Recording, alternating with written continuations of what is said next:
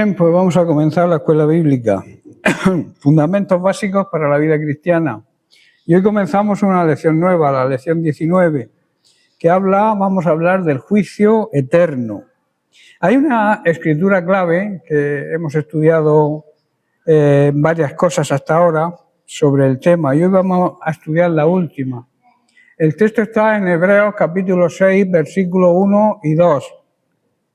Dice, por tanto, dejando ya los rudimentos de la doctrina de Cristo, vamos adelante a la perfección, no echando otra vez el fundamento del arrepentimiento, de obras muertas, de la fe en Dios, de la doctrina de bautismos, de la imposición de manos, de la resurrección de los muertos y del juicio eterno. Sabéis que lo último que tratamos fue sobre la resurrección. Y hoy vamos a profundizar en el juicio eterno.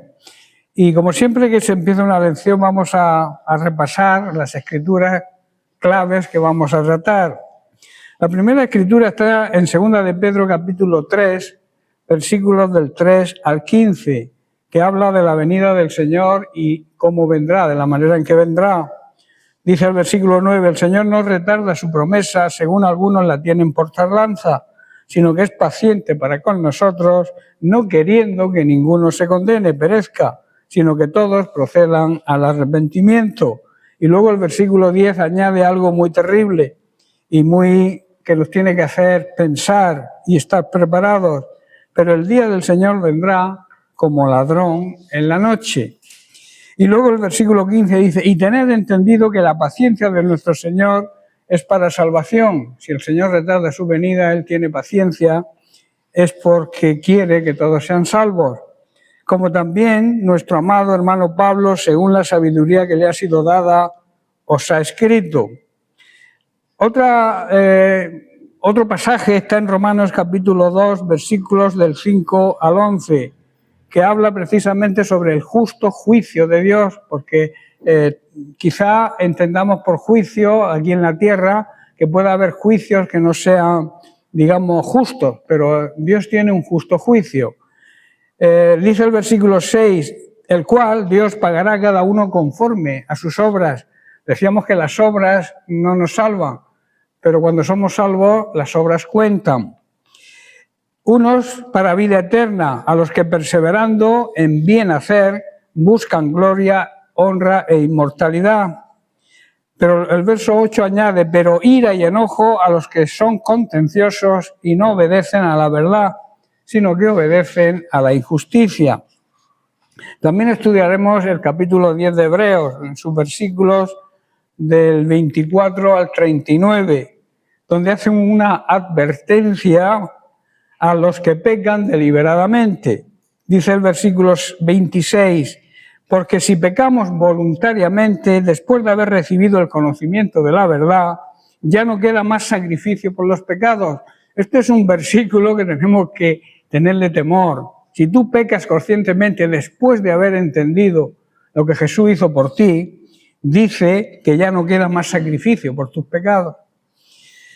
Pero eso ya lo estudiaremos profundamente. Y el verso 39 dice, pero nosotros no somos de los que retroceden para perdición, sino de los que tienen fe para perseverancia del alma, para preservar el alma. También estudiaremos Mateo 25, 31. Dice que cuando el Hijo del Hombre venga en su gloria y todos los santos ángeles con él, entonces se sentará en su trono de gloria. Y también estudiaremos el capítulo 24 de Mateo, que habla de las señales antes del fin, de las cosas que de hecho están sucediendo porque estamos cerca del fin, pero específicamente estudiaremos el capítulo completo 24. Y por dar una pincelada, el versículo 44 dice, por tanto también vosotros estad preparados, porque el Hijo del Hombre vendrá a la hora que no pensáis. Él se va a presentar de una forma imprevista. No sabemos cuándo vendrá, por eso es la necesidad de estar preparados. Ahora vamos a ver el último fundamento de nuestra fe. Como he dicho, al principio hemos estudiado todos los anteriores y hoy toca estudiar en esencia el último de los fundamentos para seguir madurando, porque el propósito de la escuela bíblica y de estudiar su palabra es que vayamos creciendo espiritualmente. Como discípulos de Jesús, sabemos que en el cielo hay un río puro de agua de vida, ¿verdad? Limpio como el cristal y que procede del trono de Dios. El cielo, ¿qué es el cielo? Aquí vamos a tratar el cielo como morada de Dios, donde Dios habita.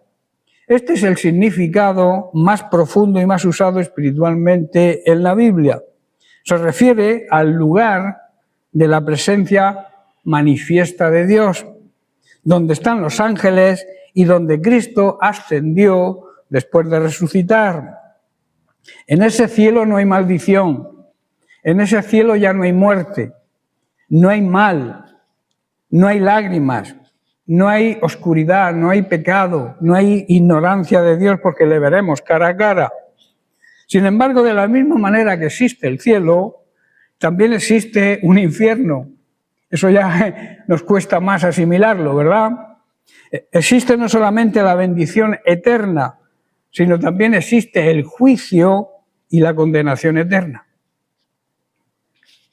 Ahí tenemos que estar y tener mucho cuidado de estar en un bando o estar en el otro. La palabra de Dios es bien clara. No hay que darle quizá muchas explicaciones al texto. Unos tendrán vida eterna y otros condenación eterna, así de claro. Los que pecan deliberadamente y siguen en su pecado, pues ya saben cuál es su futuro. Y los que vivamos de acuerdo a sus preceptos, viviendo en la santidad que Él nos requiere, aunque tendremos nuestros fallos, nuestros errores, pero enseguida nos arrepentimos, pedimos perdón y tenemos a Jesucristo como abogado. Por eso el apóstol dice los que pecan deliberadamente, los que saben que están pecando y siguen pecando. Ese es el problema más serio que existe. Ahora, ¿cuál es el significado de la palabra juicio? El verbo juzgar significa separar, distinguir entre una cosa u otra, ejercitar juicio, estimar, pedir cuentas, cuestionar, juzgar juiciosamente, procesar como juez, llevar a juicio, sentenciar, dar cuentas, administrar y gobernar. Esas palabras, todo eso es el significado del verbo juzgar. Ahora, razones por qué tenemos que enseñar sobre el juicio eterno y predicar sobre él. Muchos evitan predicar sobre este tema. Primeramente, para que estemos continuamente agradecidos con Dios, agradecidos por la gracia y por su misericordia. En Romanos capítulo 5, versículos 8 y 9, el apóstol Pablo declara: «Mas Dios muestra su amor para con nosotros en que, siendo aún pecadores, Cristo murió por nosotros. Pues mucho más, estando ya justificados por su sangre, por Él seremos salvos de la ira». Dios amó y sigue amando a quienes no lo merecían y también hoy a los que no lo merecen, sigue amándolos. Hay palabras en la Biblia que estremecen el alma. Dice, siendo aún pecadores. No dice cuando mejoraron, tampoco dice cuando buscaron a Dios, ni cuando merecieron misericordia. Dice siendo todavía pecadores. Aquí se revela la diferencia entre el amor humano y el amor divino. El amor humano ama lo atractivo, es un amor interesado, ama lo que le conviene, ama mientras recibe algo a cambio. Pero el amor de Dios descendió hasta un mundo rebelde, inmundo y perdido. Dios no encontró al ser humano buscando su salvación. Cuando Dios nos encontró, nosotros no buscábamos la salvación, ¿verdad? Lo contrario es que Él nos buscó a nosotros. Nosotros huíamos de Él. Esa es la realidad. Como pasó en el huerto del Edén, vemos a Adán y Eva escondiéndose entre los árboles mientras Dios preguntaba, ¿dónde estás tú? El amor de Dios es un amor demostrado. No solamente es un amor declarado, sino que lo demostró. Pablo dice, Dios muestra su amor, Dios demuestra su amor. El amor de Dios no solamente se quedó en palabras, fue mostrado y fue demostrado. La cruz es la demostración más visible del corazón invisible de Dios. Muchos dicen amar, pero el amor verdadero se prueba con sacrificio. Y Dios demostró su amor entregando a su Hijo Jesús en sacrificio. No hubo nada barato en nuestra redención. La salvación, todos decimos, se nos llena la boca de decir que la salvación es gratis, pero la salvación costó un gran precio, no fue barata. La salvación costó sangre. La cruz no fue un accidente de la historia, fue el plan eterno de Dios para rescatar a los pecadores. Por eso Pablo dice, Cristo murió por todos nosotros. Esta pequeña expresión contiene una gran profundidad de su gracia. Por nosotros. ¿Qué significa por nosotros? Significa que murió en nuestro lugar. Significa que llevó nuestra culpa. Significa que soportó el castigo que deberíamos haber soportado nosotros. Tomó nuestra condenación, nuestra sentencia. El inocente fue muerto por los culpables, que éramos nosotros. El santo siendo tratado como pecador para que los pecadores fueran tratados como hijos. Esa es la clave.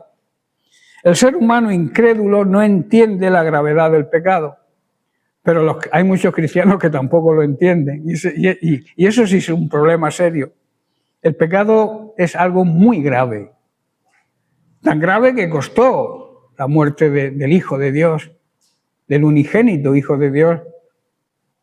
Si el pecado pudiera quitarse con obras, con lágrimas o apuntándose a una religión, Cristo no habría tenido que morir, ¿verdad? La sangre derramada revela lo serio que es el pecado y lo serio que era nuestra situación y nuestra condición. El pecado siempre nos va a separar de Dios. Dios es un Dios 3 veces santo y no puede convivir con el pecado. Donde está Dios no hay pecado y donde hay pecado no está Dios. El pecado produce muerte, muerte espiritual, la condenación eterna. Y el pecado, escuchad bien, atrae la ira santa de Dios. Y aquí Pablo menciona algo que muchos ya no quieren predicar. Seremos salvos de la ira. La ira de Dios no es un arrebato, digamos, pecaminoso como la ira humana. Es una ira santa y es una ira que está justificada. Es la santa y justa reacción de Dios, de un Dios justo, contra el pecado. Pero existe una realidad gloriosa al mismo tiempo que inmerecida. Cristo bebió la copa del juicio que nos correspondía beber a nosotros. En la cruz cayó sobre él la condenación que debía caer sobre tú y sobre mí. Sobre ti y sobre mí cayó sobre Cristo. Y luego dice mucho más. Qué expresión tan poderosa, mucho más, o sea, más que mucho. Mucho más dice, estando ya justificados. Si Dios nos amó cuando éramos enemigos, cuando éramos pecadores, ¿cuánto más nos cuidará ahora que somos sus hijos? Eso es una realidad que debemos entender. Si Dios nos amó siendo pecadores, ¿cuánto más nos amará ahora? Porque su amor es infinito, que ya somos sus hijos. Si Cristo murió por nosotros cuando estábamos perdidos, ¿cuánto más nos sostendrá ahora que hemos sido reconciliados con Él por medio de su sacrificio? La salvación del creyente no descansa en su fuerza, sino en la obra perfecta de Cristo. Tú no te salvas porque tus esfuerzos, tus obras, tú te salvas por la obra perfecta de Cristo.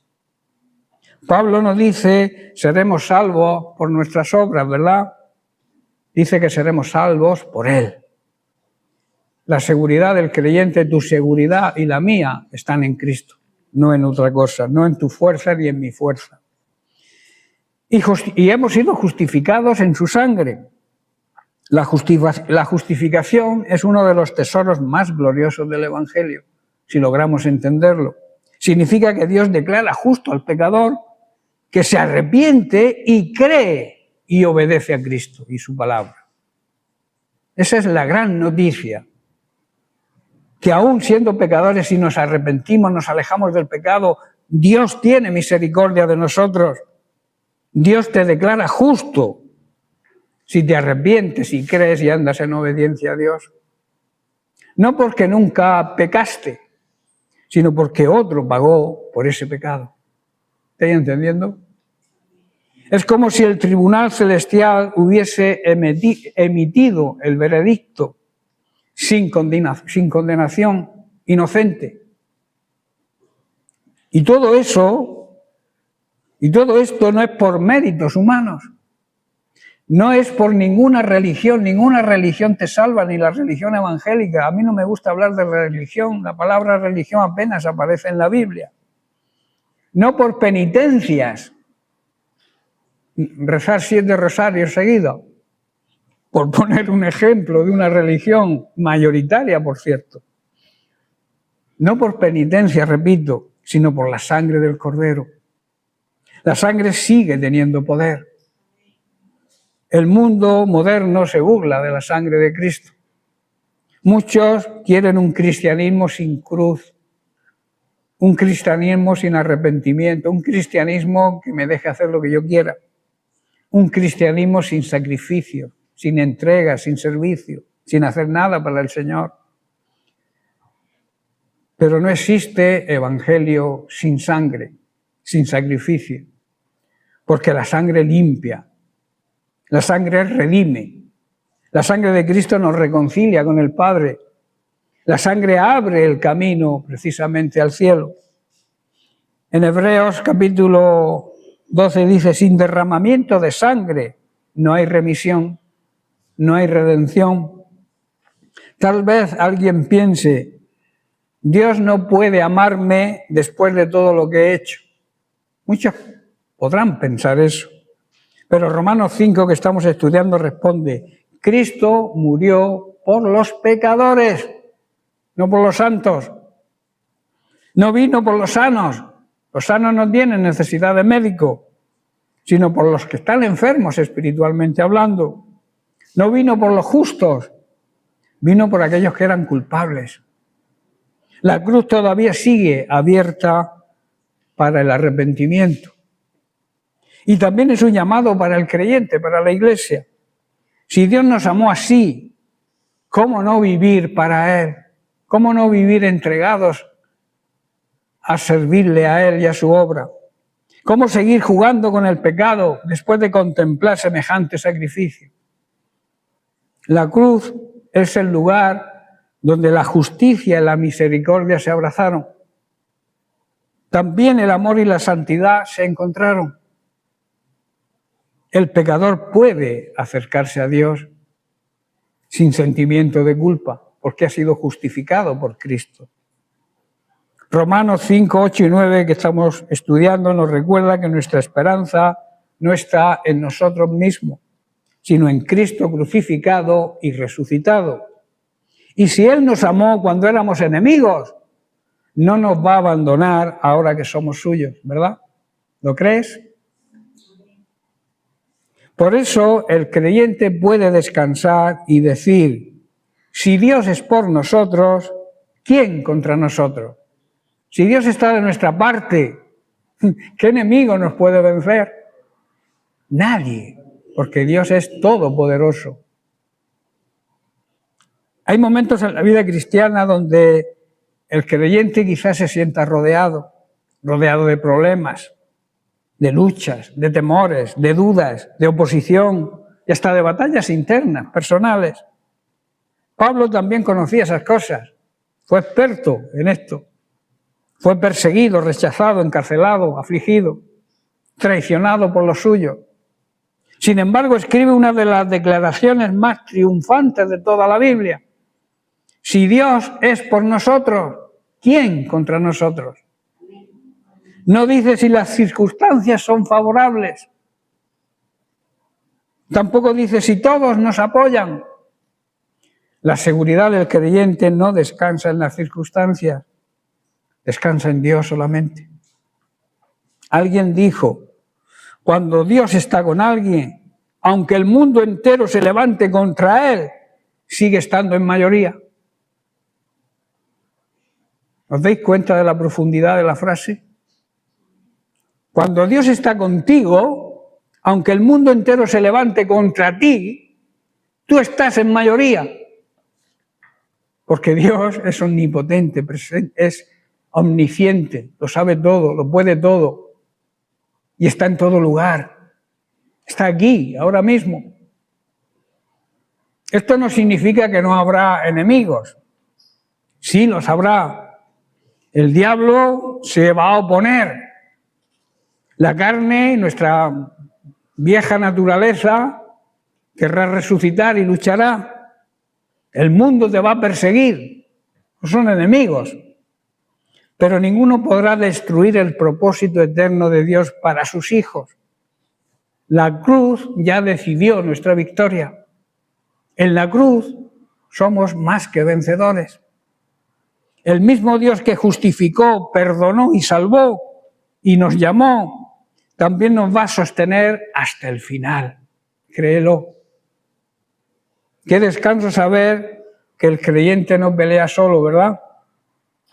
En medio de noches oscuras, de lágrimas silenciosas, de pruebas profundas, esta palabra sigue siendo un gran refugio para el creyente. Si Dios está conmigo, ¿quién contra mí? No es una frase de arrogancia, es una confesión de confianza plena en Dios. Porque cuando el omnipotente toma la causa de una persona, nadie puede hacer fracasar su plan divino. Y aunque a veces parezca que perdemos batallas, en Cristo la batalla final está asegurada. Quizá puedas tener pequeñas derrotas, pero la batalla final está garantizada, la victoria final está garantizada. En 1 de Tesalonicenses capítulo 1, verso 10, Pablo también dice: y esperar de los cielos a su Hijo, al cual resucitó de los muertos, a Jesús, quien nos libra. ¿Quién nos libra de la ira venidera? Cristo es el único que nos libra. Dice esperar desde los cielos a su Hijo. Hay una diferencia muy grande entre decir que creemos en Cristo y vivir esperando a Cristo. Hay gran diferencia.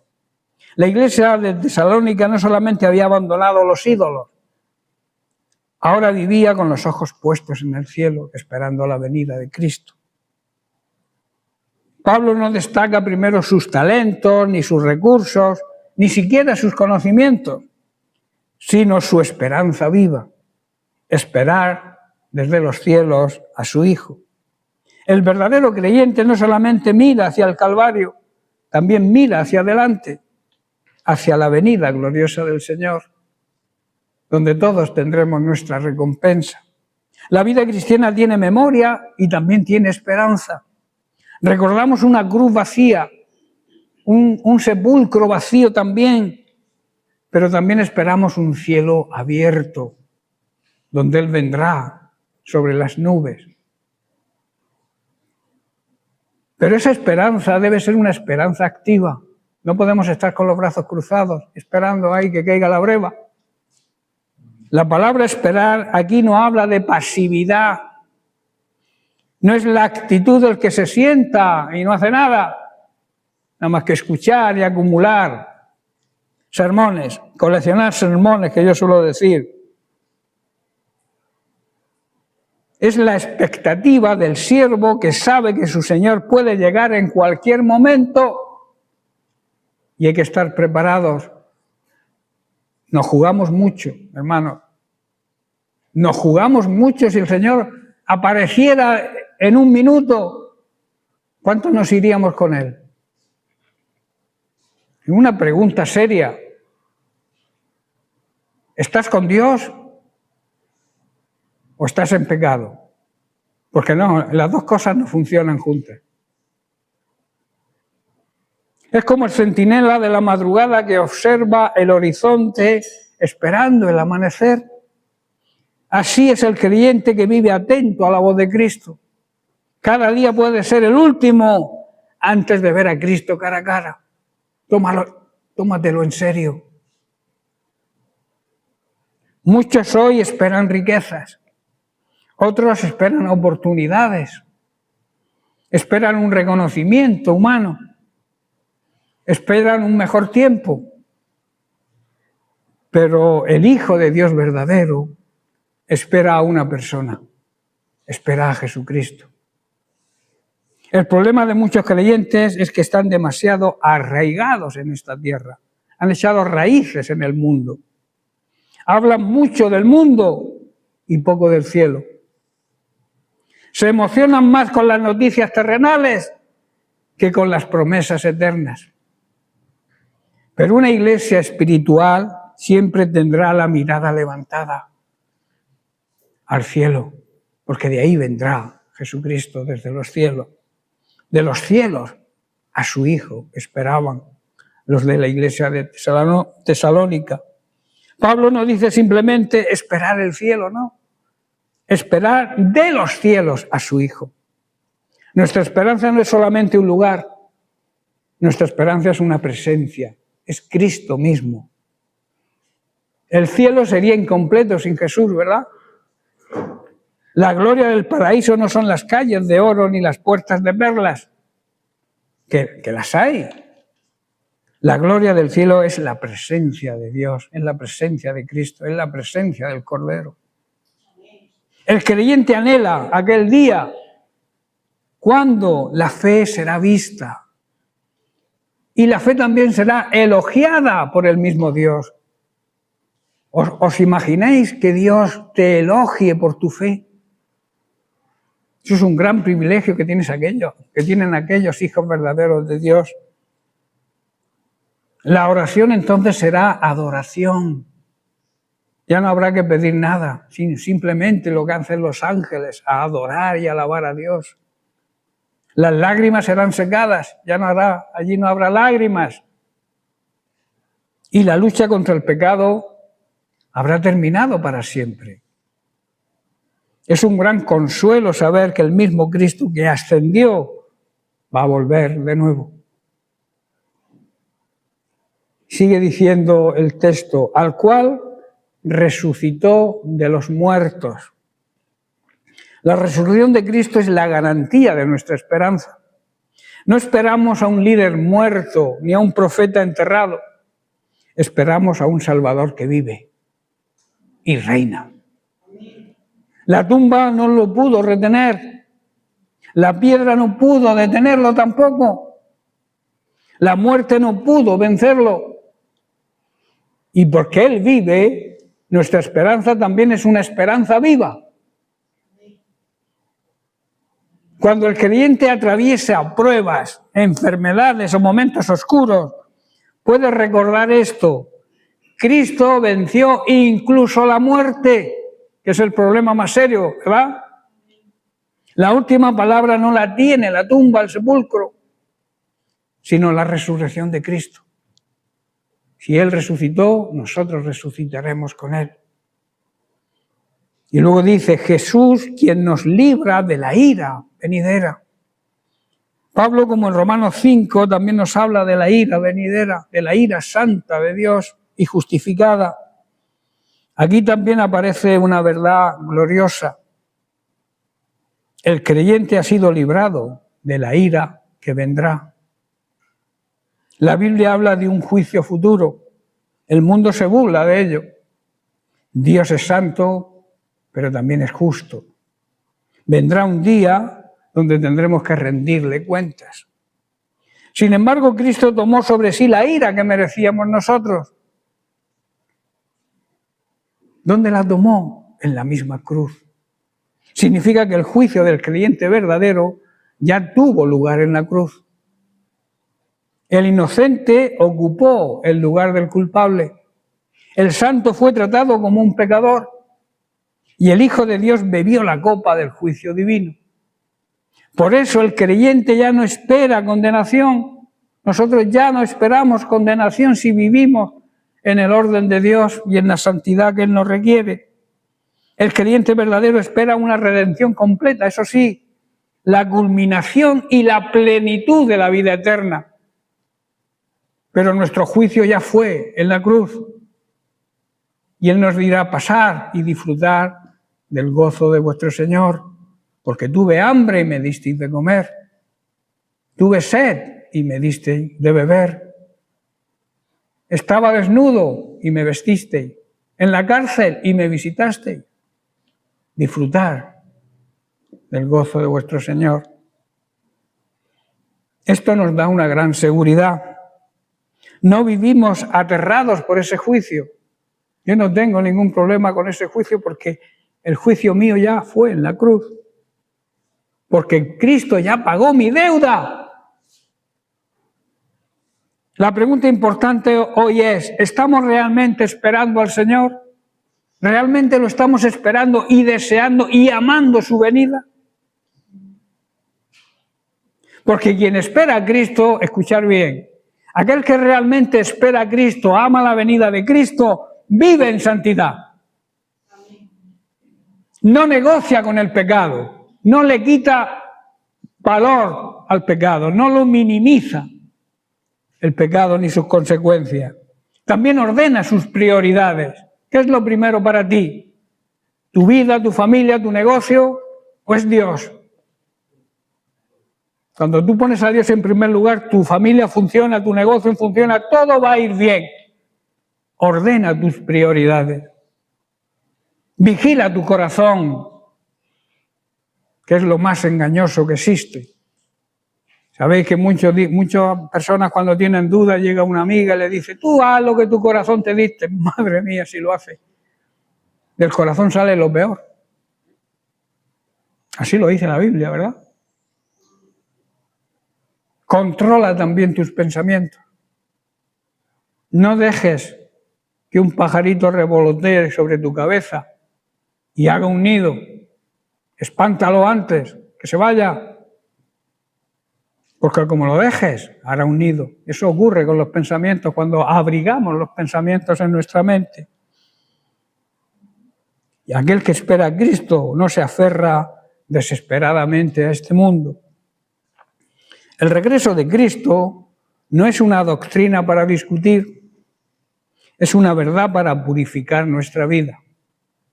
Cada amanecer debería hacernos pensar: quizá hoy venga el Señor. ¿O no?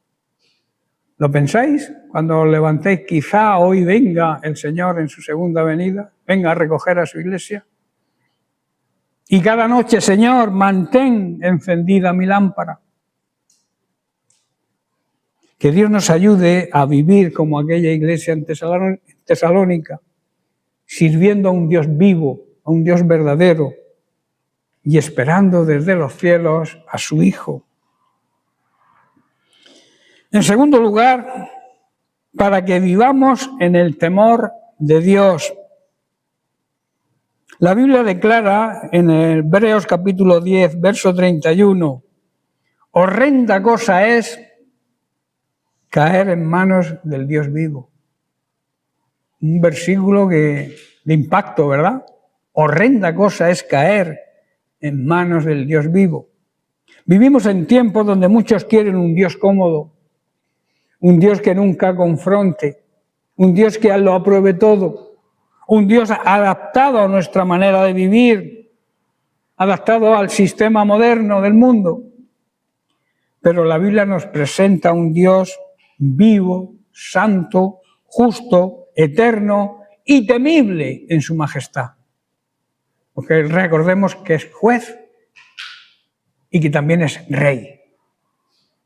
El problema del ser humano es que ha perdido el temor de Dios, se ríe del pecado, juega con la inmundicia, piensa que podrá escapar eternamente de la justicia divina, pero va a llegar el día en que toda boca será cerrada y todo hombre, toda mujer comprenderá delante del trono de Dios y se dará cuenta de la necesidad que tuvo en esta vida del arrepentimiento, porque vamos a comparecer cara a cara delante de Él. El escritor de Hebreos está hablando a personas que conocían la verdad, que oyeron el Evangelio y que entendieron la grandeza del sacrificio de Cristo. El peligro no era la ignorancia solamente. El peligro era endurecer el corazón y menospreciar la gracia de Dios. Qué terrible es despreciar la sangre de Cristo. No hay pecado más grande que rechazar al único Salvador. Muchos temen tener enfermedades, crisis económicas, guerras, muerte física, pero no temen vivir lejos de Dios. Qué tremendo es eso, ¿verdad? Tememos tantas cosas, pero no tememos vivir lejos de Dios. Eso nos da igual. El ser humano teme al juez terrenal, por si lo mete en la cárcel, pero no teme comparecer delante del juez eterno. Qué tremenda ironía, ¿verdad? Y sin embargo, este versículo no fue escrito solamente para producir terror, fue escrito para que despertemos, para que nuestra alma despierte y se dé cuenta de la situación.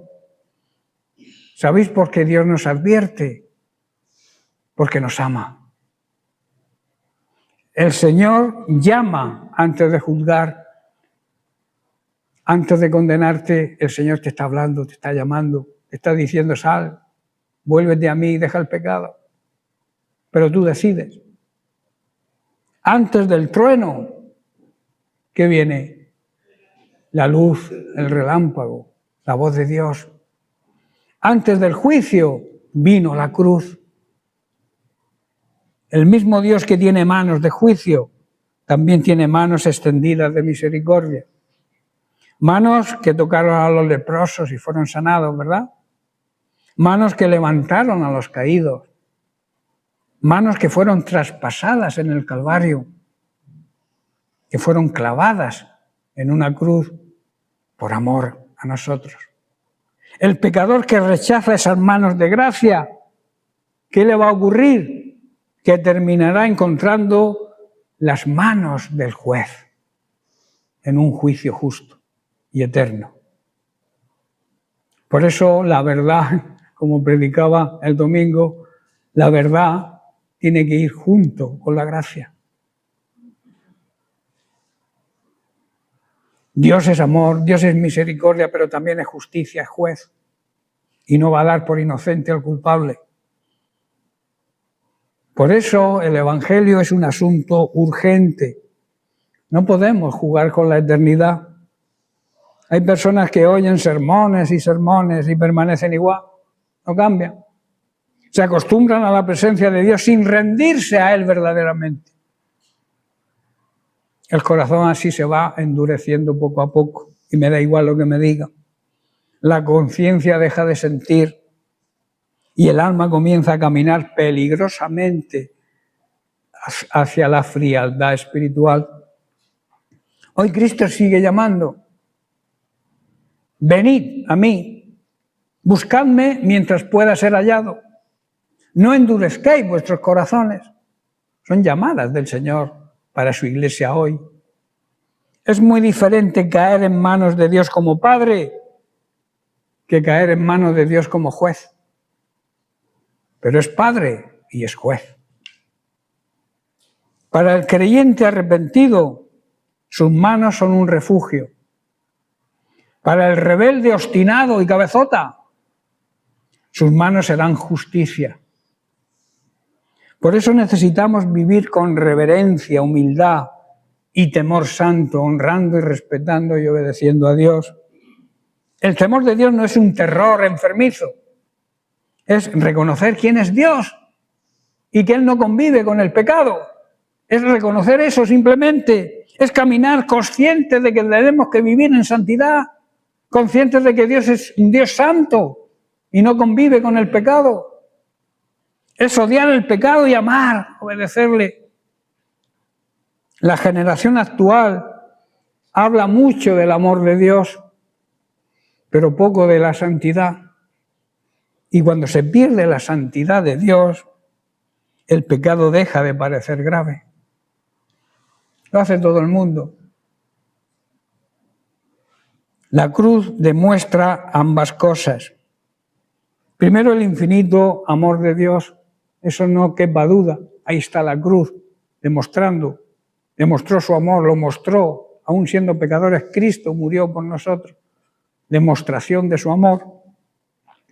Pero también nos presenta la gravedad del pecado. Por eso debes examinar hoy tu corazón y hacerte las siguientes preguntas. ¿Estás viviendo en reverencia delante de Dios?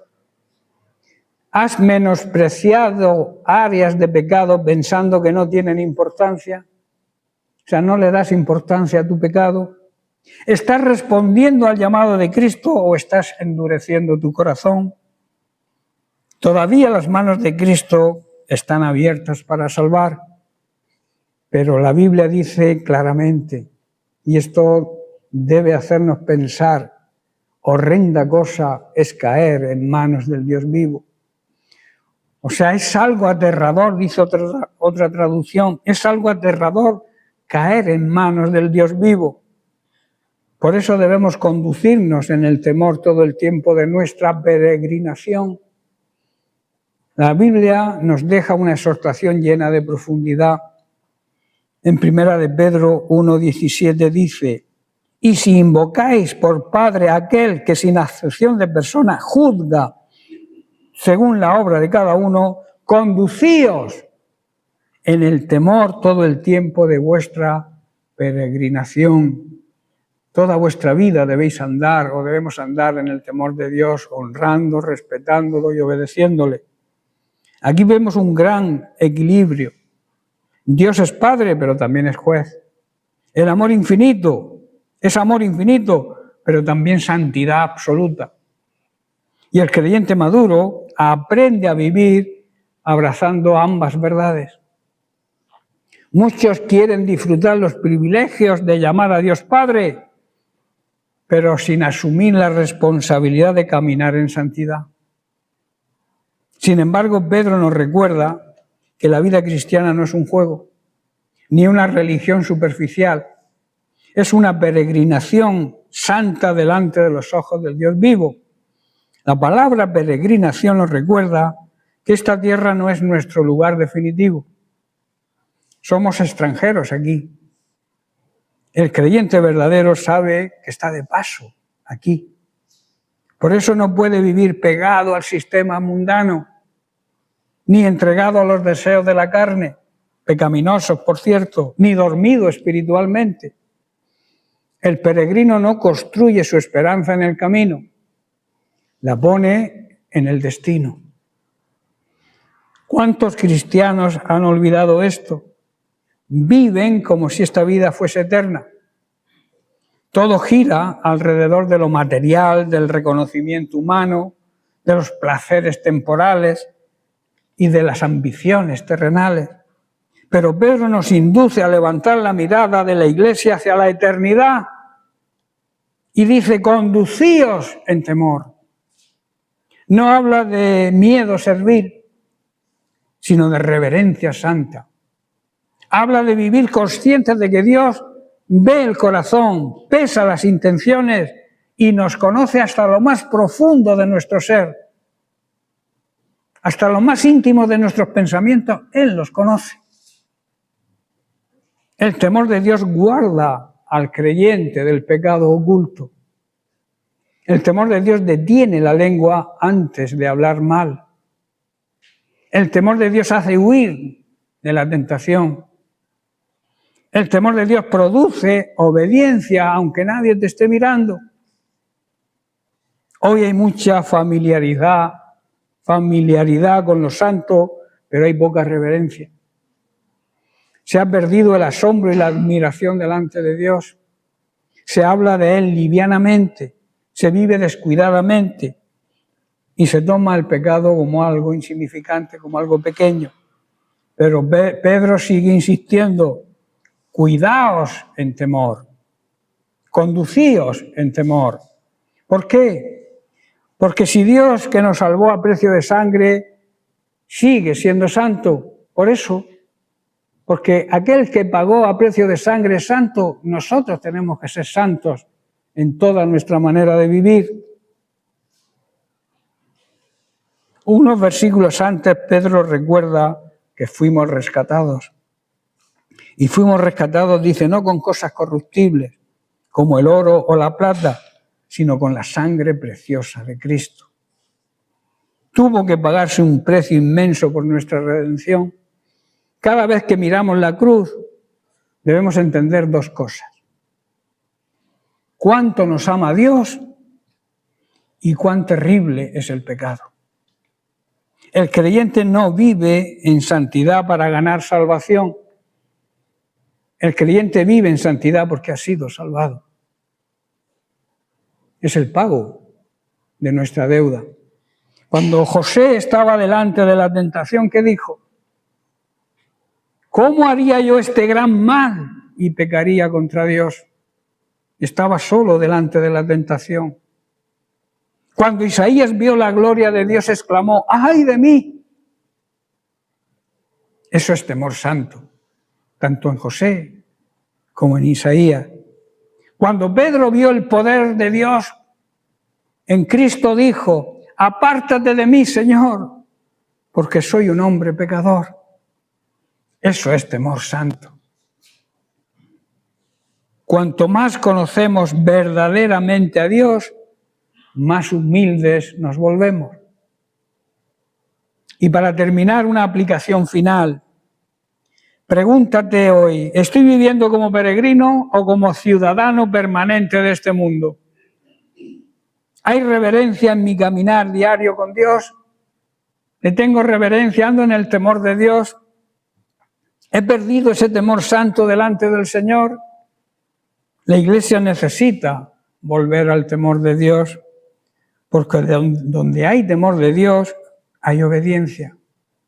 Donde hay temor de Dios hay pureza. Donde hay temor de Dios también hay verdadera sabiduría. Y termino con Mateo 10, 28. Y no temáis a los que matan el cuerpo, mas el alma no pueden matar. Temed más bien a aquel que puede destruir el alma y el cuerpo en el infierno. Dios es amor, Dios es verdad, pero Dios es santo. Y Dios no está de acuerdo con el pecado. La palabra destruir no significa que el alma va a desaparecer como alguna secta por ahí asegura, o se va a desintegrar, sino que será llevada, digamos, a la ruina. Todavía estará allí, pero será un reflejo triste de lo que debería haber sido. No es una pérdida de ser, sino es una pérdida de bienestar, de estar bien con el Señor. Amén. Bien, pues lo dejamos aquí y seguiremos la semana que viene. Que Dios les bendiga.